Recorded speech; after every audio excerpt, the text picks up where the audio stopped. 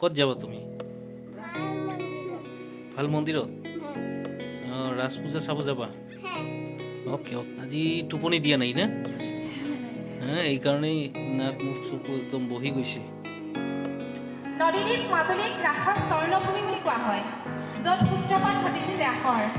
সেই ৰাসৰ আজি আমি সূত্ৰ প্ৰয়াস কৰিবলৈ আৰম্ভ কৰিছোঁ। এয়া গৌৰীপুৰবাসীৰ বাবে অতি আনন্দমধুৰ আৰু সুখৰ সময় যে গৌৰীপুৰ ঐতিহ্যমণ্ডিত গৌৰীপুৰ আজি নামঘৰ প্ৰাংগণত প্ৰথমবাৰৰ বাবে আমি জীৱন্ত ৰাস আপোনালোকৰ আগত দাঙি ধৰিবলৈ সূত্ৰ প্ৰয়াস কৰিছোঁ।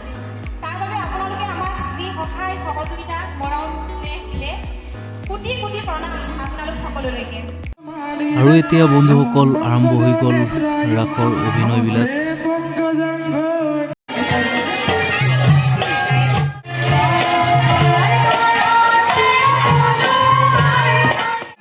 বন্ধুসকল ভিডিঅ'বিলাক ইমান ভালকৈ ল'ব পৰা নাই, তাৰ কাৰণে দুখিত।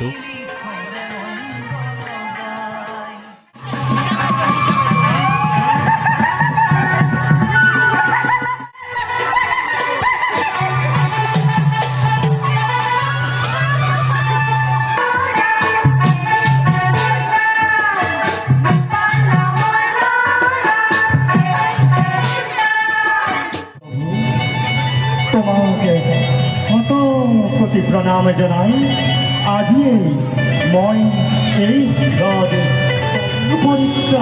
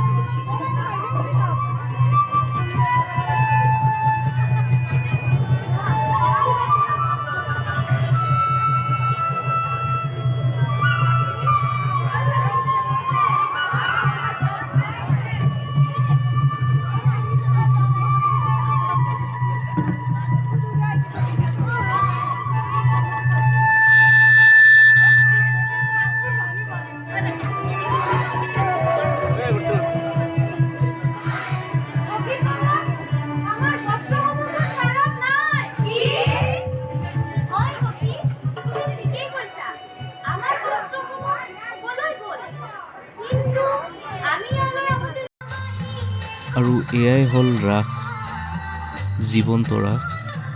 প্ৰথমবাৰ গৌৰীপুৰত এনেকৈ উদযাপন কৰা হৈছে, তাৰ কাৰণে বহুত মানুহৰ ভিৰ আৰু ভালকৈ ভিডিঅ'ও ল'ব পৰা নাই, সেইকাৰণে তাৰ কাৰণে দুখিত। আৰু মোৰ চেনেলটো যদি আপোনালোকে ছাবস্ক্ৰাইব কৰা নাই ছাবস্ক্ৰাইব কৰি ল'ব আৰু লগতে লাইক আৰু কমেণ্টছ কৰিব।